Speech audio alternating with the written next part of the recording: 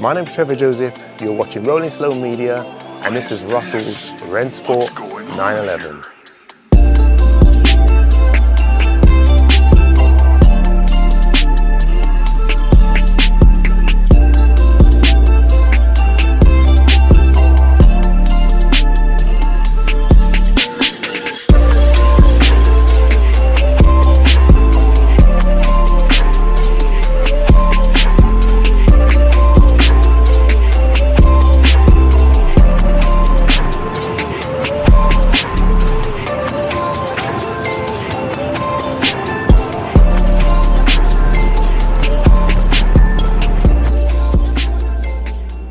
Russell, thank you so much for coming on the channel. Thanks for having me. And for bringing me down to see this lovely car. Yes. Yeah, let's just get straight into this. What do you have here, Russell? What is it? What is it? What is it? I know it's confusing, isn't it? Because Yes. people look at it, and I know you saw this at an event, didn't you? And you thought, hang on, what on earth is that? Yeah. It's because it's basically a rebuild of an 80s G-body 911. So this is a 1984 car that is then stripped back to the tub and rebuilt as a wider body Restomod that looks like a 1972 car. So hence the long bonnet, smaller bumpers and so on. No ducktail. So it's what Rennsport, who built it, so 911 Rennsport in the Cotswolds, what they call, I think, an STR. So it's kind of like an ST, but there is a kind of, there's a bespoke nature to it. So you wouldn't see this car come out the factory. It's not a replica. It's not designed to be something that's the same as an RSR or the same as an ST.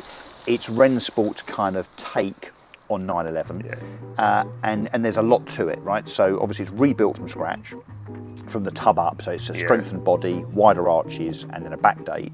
But the engine is, I mean, really quite something. So they take the original 3.2 Carrera engine, they take that out then to a 3.4, high compression, individual throttle bodies, and also its own kind of bespoke engine management, which is adjustable, tweakable, so you can mess around with, you know, torque curves and all sorts of stuff. So the engine is very bespoke and very unique to Rennsport.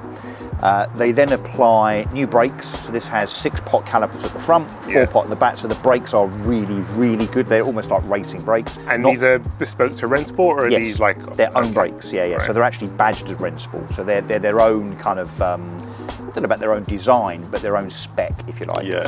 The interior is redone, leather dash, leather door cards, and then really cool leather Recaros. And on this version, although obviously it's interchangeable, you can choose what you want effectively, it's got Harris tweed houndstooth interior on the front and the back seats, but new carpets, new headlining, so the interior is completely new. The interior apparently is produced and fitted by the same guys that do the Singer DLS. So the interior, I'm told, is about 25 grand's worth of interior. So it's, you know, but all done in a kind of retrospective way. So the dash is kind of very 70s. The gauges are new, but they're done again to hark back to the kind of original kind of F-body 911s. So Rennsport take old 911s and they restore them, modify them, and bring them up to new.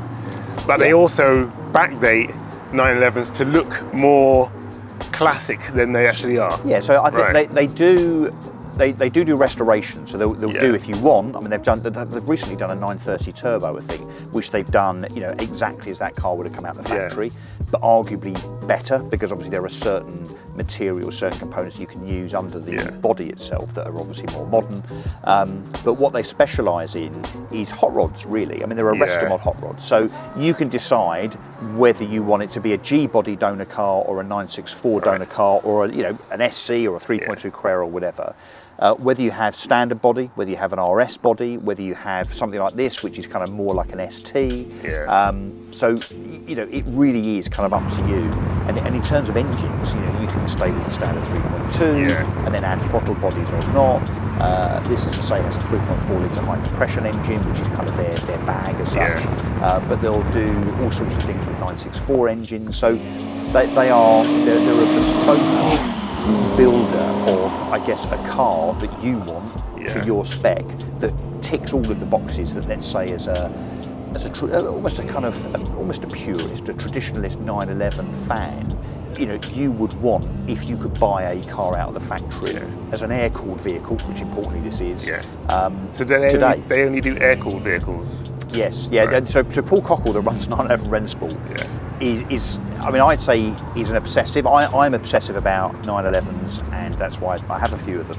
But he's very particular about the purity of these 911s. You know, they should be a G-body with trailing arm suspension. You know, that is his kind of his focus in terms of what he thinks the best 911 is. So yeah, it's very much a harking back to the traditional iconic days of what a 911 really should be, really is.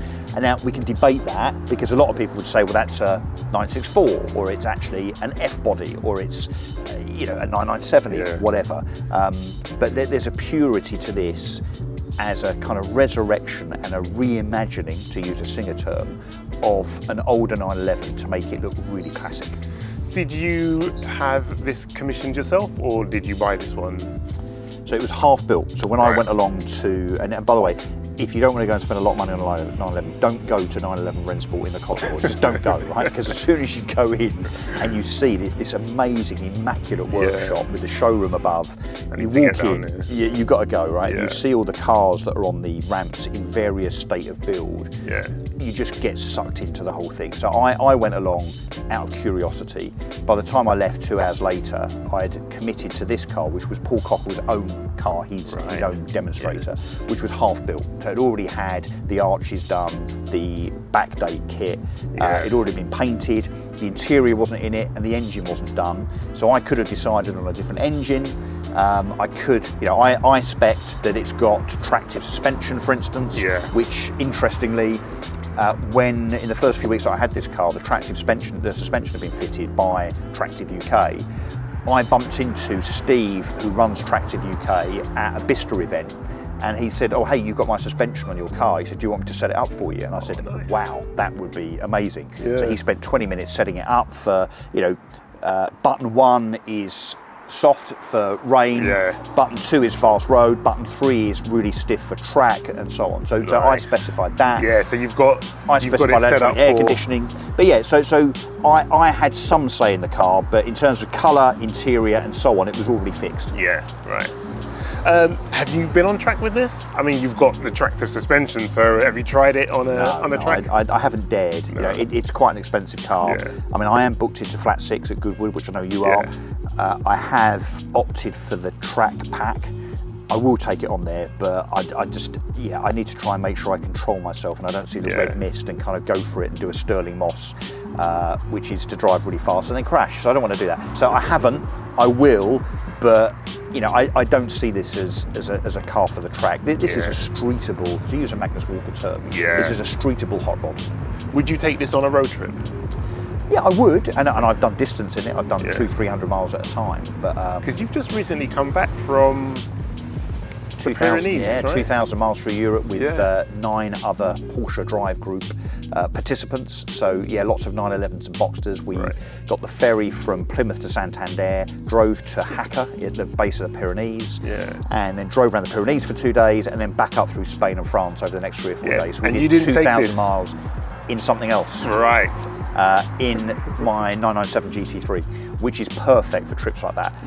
The reason I took that and not this is because I wanted something that was, you know, as modern as possible and therefore reliable. Not that this isn't reliable, but you know, I didn't want to take any chances with an much older car. So the 997 I knew, because my car's only done 15,000 miles, that was going to be good in terms of reliability. Never been driven. Hardly, I know. You need to go out with the Porsche driving group more often with that one. Well, but I want to preserve the value, right? So when I come to sell that, I mean, the beauty of it will be, hopefully the value will be the mileage. But it was the perfect car, A, because they're very quick drivers. So there were guys there, was a guy there in a 991 GT3, there were a couple of 997s, a guy in a 991 GTS, all what we would call spirited drivers. So I needed to make sure I could keep up. I wanted reliability, but I also wanted, I mean, there's a bit of a cheat, I suppose, in contrast to this, which has no driver aids at all, no PSM, no traction. I wanted a car that maybe was a bit more forgiving, given that we're going to be, you know, 1,000 metres up, driving very, very twisty, hairpinny kind of gravelly roads. I wanted the comfort of some driver aids, which the GT3 has. Yeah, I guess in terms of comfortability for like a long distance, that's going to probably be more suited to a road trip. It's not that comfortable, Trevor. It's got fixed carbon buckets. It's not that comfortable. I did 2,000 miles and it got out of it, and actually I wasn't hurting that much. But yeah, it's just more. It's more certain, reliable, and it's just more forgiving, I suppose. Even though it's 430 brake horsepower and it's a monster in terms of performance, it's just it's a bit more forgiving, a bit more certain. So, I want to ask you about value, because there aren't many standard 911s, this G-body, the 964s, because they're all kind of being snapped up and Restomodded. Yeah. And the ones that are standard are sort of fetching quite a hefty price. Yeah. So in my mind, I'm thinking that these are going to be even more. I hope so. So in terms of like value and how would you say it? Well, appreciation, I suppose. Investability. Investability. I think they are. The reason that I've bought a few of them is because they have gone up and continue to go up. Yeah. I think the market's a bit softer right now as we speak here in kind of, May 2024. Yeah. But just because of the economic environment, I think that will start to get better. Inflation down, interest rate pressures off, and so on. So I think that anything that has got a kudos to it, anything that would have been on your bedroom wall as a kid, like one of these, and anything that's rare-ish. I mean, bear in mind the G-body's not that rare because they introduced them in '74 and they produced them up to '89. So there's a lot of G-body 911s, but yes, some have been Would you say lost. the 964's more rare than the G-body? There's only 1,000 964s left as coupe 964 2 or 4-wheel drives, and a lot of those obviously are starting to be Restomodded, not just by Rennsport, but by the likes of Theon, Canford Classics, Paul Stevens, and so on, Tut Hill, of course. So a lot of them are being Restomodded, I guess, because they command such a value. I mean, some of these cars from Singer, £1 million, DLS, £2 million.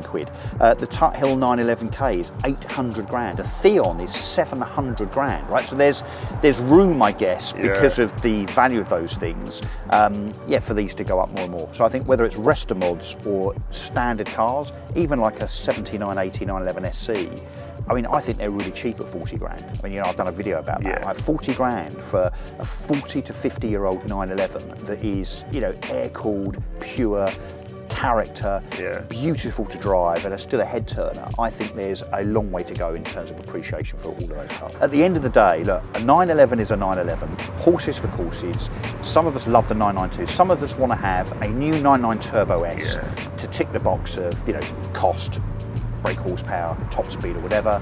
Some of us just like the old stuff, but I don't think there should be any judgment based on that.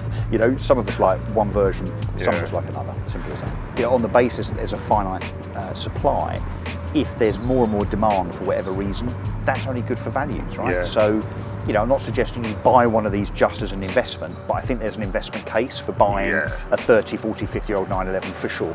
Because most cars devalue. You buy them brand new, you drive them off the forecourt, they lose money. So if you're going to spend 50 grand on a car and you want to try and keep your money, and you've grown up with a Porsche on your wall, it kind of makes sense. It's a pretty safe bet. Exactly. If you take a longer term view, I mean, I don't mean, you don't want to take a 1 year view, but if you're going to buy a car and keep it for 5 or 10 years, I don't think there's anyone that could argue that over that 5 or 10 years, an air-cooled 911 wouldn't go up in value. They simply will, as they have, right? And they'll continue to do so, I think. Nice. So what's the future for this car? Do you have any plans for it? Anywhere you want to take it? I'm going to take it to a few events this summer. So I'm going to Air Water in Somerset today. I'll take it to Goodwood to Flat 6. I'll probably take it to the Goodwood Revival. It'll certainly be at Porsche by the Lake, which is in a few weeks' time. So mainly events, because it's just it's such an interesting looking thing, and it does get. Whenever I take it anywhere. Last year I took it to Porsche Festival at Brands Hatch and at Silverstone, and as soon as people see it, particularly when you pop the engine lid, I don't know if you've done that yet,